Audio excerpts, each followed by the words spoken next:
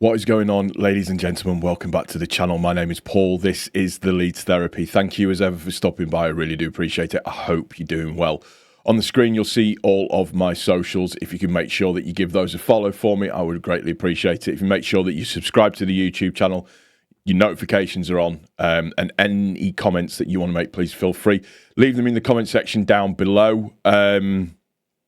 Also, I'm on all of the podcast apps as well, so that's on the screen. So if you want to listen to my dulcet tones rather than look at this dishevelled state of a man that is mid-between Christmas, New Year, etc., so on and so forth, then please feel free to do that as well. So today's video is about our game against Liverpool at Anfield on New Year's Day.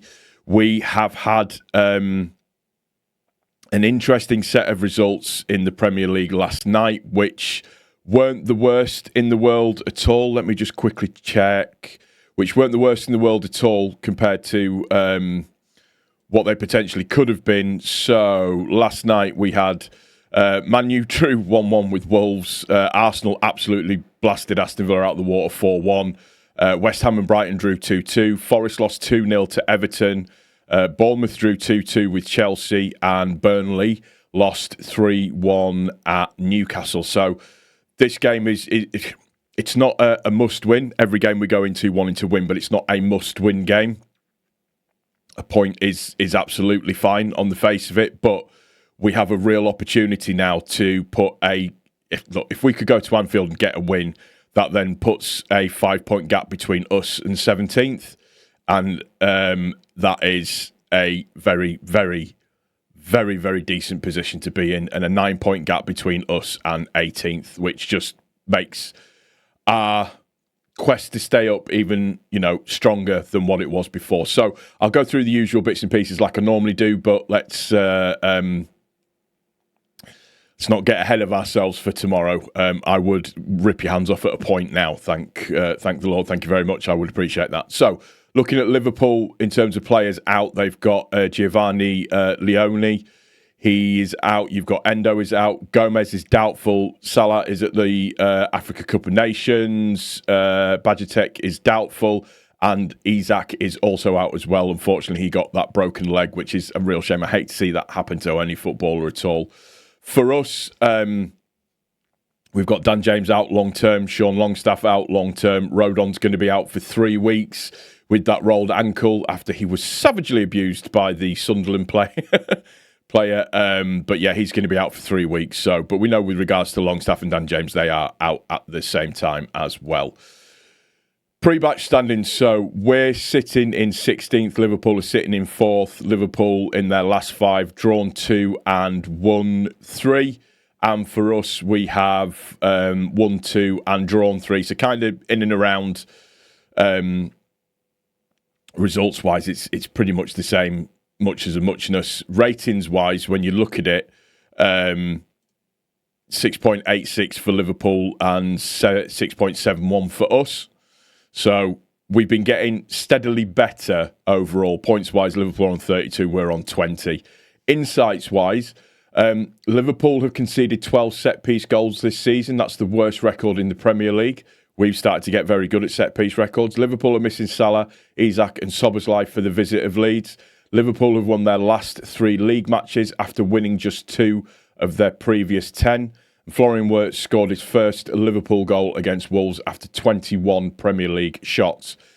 For us, Dominic Calvert-Lewin has scored in 6 consecutive Premier League matches, the first Leeds player to do that since 1960. Leeds sits 16th in the table, but we rank 9th in the XG table, underperforming by 7 positions. Leeds scored 12 goals in their last 5 matches, outscoring Liverpool's 10 in the same span. And we've taken 9 points from our last 5 matches after collecting just 8 from the previous 12. So the average SOFA score rating, as I said, we're on 6.71, 18 matches played, 25 goals scored, 1.4 goals per game, 32 goals conceded, 2 clean sheets, 10 assists, and we've about 47% possession overall. Liverpool, conversely, 6.86 rating, 18 matches. They've scored 30, so they're on 1.7 per game. They've conceded 26, clean sheets 5, 20 assists, and they have a possession rating of about 61.2% overall. Standings tracker. So both teams actually, funnily enough, are going through a bit of a renaissance period, is probably a fair statement to make. Liverpool had quite a substantial drop-off through game weeks, around about the same time that we did, and then all of a sudden they've gone up in the standings, and it's been a steady increase to where they are now, and exactly the same with us as well. It's been a steady increase to where we are now. Obviously, we're not as high as Liverpool in the table, just purely off of the basis of games won, but we are starting to see that kind of nice getting back to a certain type of form from in and around game week 9 for us. So that's pleasing to see at the very, very minimum. Top scorers wise, you're looking at Ekitike for Liverpool and Calvert-Lewin for us. Ekitike has a footmob rating of 7.4, Calvert-Lewin is 6.86. They're both on goals, both on 8 goals, sorry.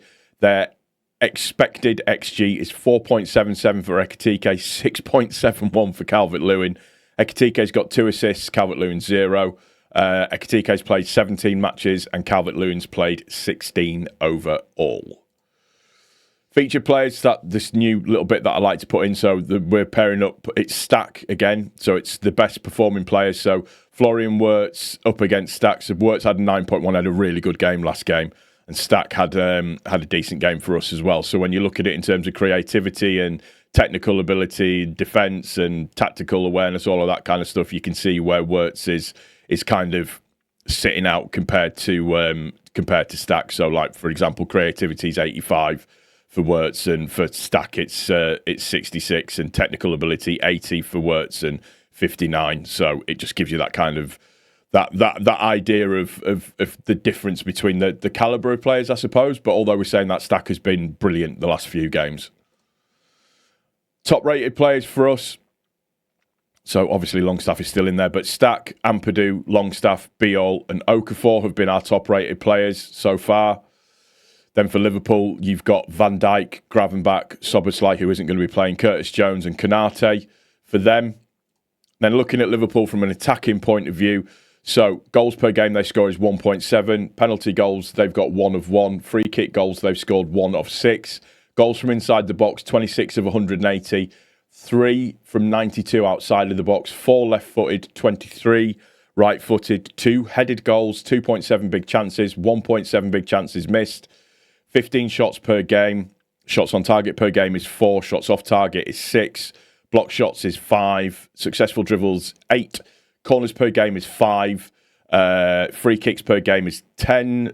Hit the woodwork 7 times. And they've counter-attacked 26 times. From a passes point of view, their ball possession is 61.2%. 466 accurate passes. 204 in their own half. 263 in their opposition half.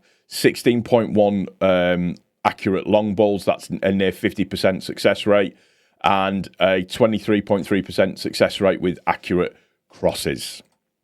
Defending wise, they have 5 clean sheets. Their goals that they're conceding per game is about 1.4. Tackles per game is about 14. Interceptions is about 6 to 7. Clearances per game is 28.1. Ball recoveries per game is 44.7. Saves per game is 2.4. Errors leading to shot is 11. So 3 of those shots have come in goals. 3 penalties conceded. 2 have been scored against them. 1 clearance off the line and 5 last man tackles. Other statistics wise, 49.7 duels per game. Ground duels won is 31.9. Aerial duels is 17.8. Possession loss per game is 130.